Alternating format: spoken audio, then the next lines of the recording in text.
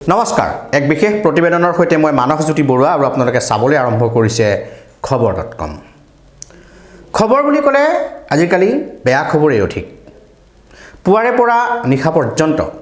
বিভিন্ন সূত্ৰৰ পৰা আপুনি লাভ কৰা খবৰবোৰৰ অধিকাংশ খবৰেই বেয়া খবৰ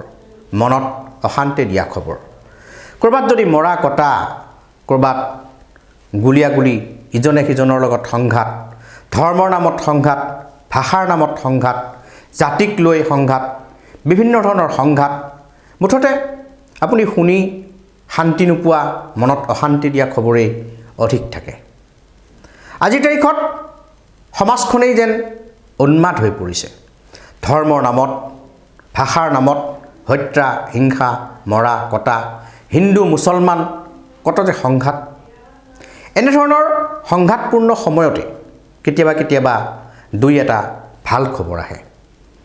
য'ত ধৰ্মৰ আফিংখাই একাংশই হিন্দু মুছলমানৰ নামত সংঘৰ্ষত লিপ্ত হৈছে সমাজত বিষবাষ্প বিয়পাইছে সেই সময়তে দুই একে আকৌ ধৰ্মৰ পৰিধিৰ বাহিৰলৈ গৈ নিজকে আদৰ্শবান বুলি পৰিচয় দিছে তেনে এটা ভাল লগা খবৰেই আজি আপোনালোকৰ বাবে লৈ আহিছোঁ কিনো এই ভাল লগা খবৰটো আহক আমি প্ৰতিবেদনৰ ভিতৰলৈ যাওঁ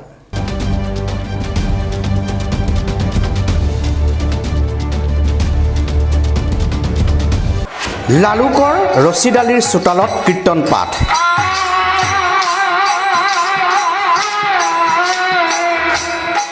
বৈদিক ৰীতি নীতিৰে আদ্যশ্ৰাদ্ধ ৰছীডালিৰ ঘৰত হিন্দু মুছলমান সকলো আহিছে শ্ৰাদ্ধ লৈ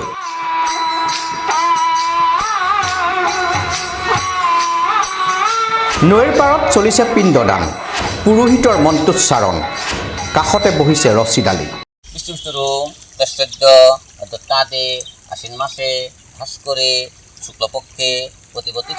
ব্যতিক্ৰমী আচহুৱা এয়া লখিমপুৰৰ লালুকৰ দৃশ্য এইজন লালুকৰ ৰছীডালি এই ৰছীডালিয়েই দেখুৱালে প্ৰকৃত মানৱতাৰ এক উৎকৃষ্ট নিদৰ্শন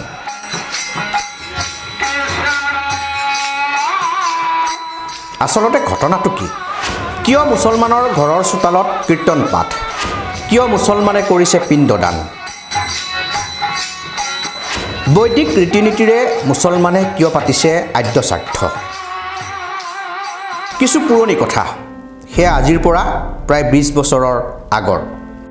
লালুক বজাৰত ঘূৰি ফুৰিছিল বিশেষভাৱে সক্ষম এগৰাকী হিন্দু মহিলা নাম পুষ্পা আত্মীয় কোনো নথকা গৃহহীন অকলশৰীয়া পুষ্পাক নিজৰ ঘৰলৈ লৈ আহিছিল এইজন ৰছীডালিয়ে নিজ মাতৃৰ দৰেই জ্ঞান কৰি নিজৰ ঘৰতেই পুষ্পাক আশ্ৰয় দিলে ৰছীডালিয়ে নাম সলাই পুষ্পা হৈ পৰিল জ্যোৎস্না দিনবোৰ ঠিকে থাকেই গৈ আছিল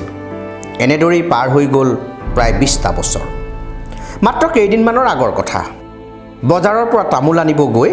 গৰম সহ্য কৰিব নোৱাৰি মাটিত ঢলি পৰি মৃত্যুক সাৱটি ল'লে পুষ্পাই মাতৃহাৰা হ'ল ৰছীডালি পুষ্পা আছিল হিন্দু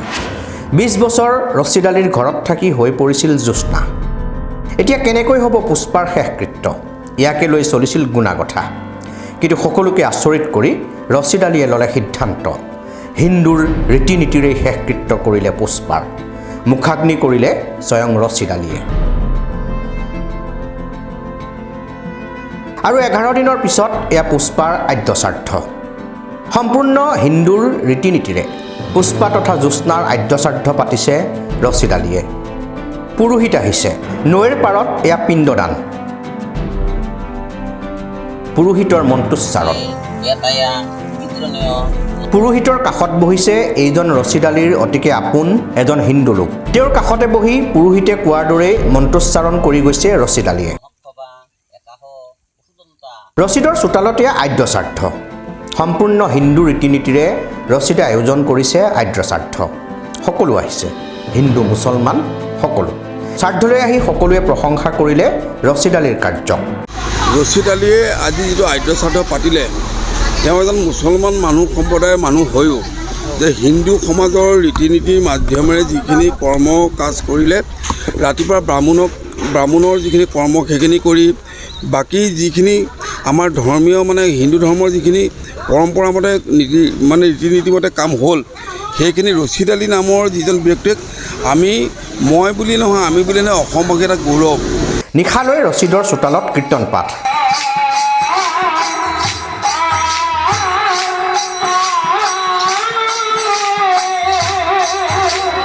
সঁচাকৈয়ে কোনেও নভবা কাম এটা কৰি দেখুৱালে লালুকৰ ৰচিদ আলীয়ে। ৰাজনৈতিক মেৰপেচতেই হওক বা আন কিবা কাৰণতেই হওক অতি বিষাক্ত হৈ পৰিছে সাম্প্ৰতিক সমাজখন। ধৰ্মৰ আফিংখাই উন্মাদ হৈ পৰিছে একাংশ। হিন্দু মুছলমানৰ মাজত বৃদ্ধি পাইছে সংঘাত, ঠায়ে ঠায়ে ৰক্তপাতৰ ঘটনাও।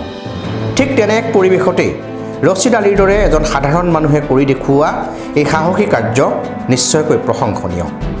প্ৰকৃততে সমাজক লাগে ৰচিদ আলীৰ দৰেই মানুহ। ধন্যবাদ ৰচিদ।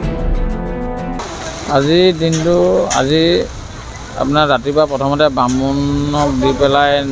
আপোনাৰ এই বামুণৰ কামখিনি আদায় কৰালোঁ নৈ পাৰত। কৰাই পেলাই পিছত এতিয়া দিনটো ৰাইজৰ অতিথি যিখিনি নিমন্ত্ৰিত অতিথি আছিলে তেওঁলোকক অতিথি সেৱা কৰাৰ পিছত এতিয়া ৰাতিলৈ আকৌ নাম এভাগ দিয়া কীৰ্তন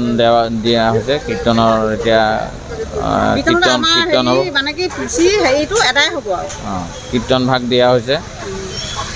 তাৰপিছত আপোনাৰ লাষ্ট আৰু তেওঁৰ পিণ্ডটো দান কৰিবৰ কাৰণে আজি কীৰ্তনৰে এজনক দায়িত্ব দিয়া হ'ব। তেওঁ গয়া কাচি গৈ পিণ্ডটো দান কৰি দিব, তেতিয়া মই মুক্তি বুলি ভাবিম আৰু। লখিমপুৰৰ পৰা ইছৰাকুল ইছলামৰ প্ৰতিবেদন খবৰ.com।